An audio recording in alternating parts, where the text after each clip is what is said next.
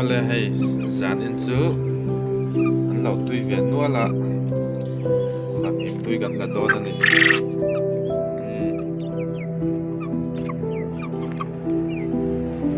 zan nge mon lo tui ve zan in chuan tui tha ve dewa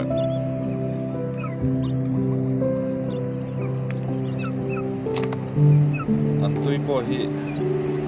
bang ngai ve deuh chawk ka hria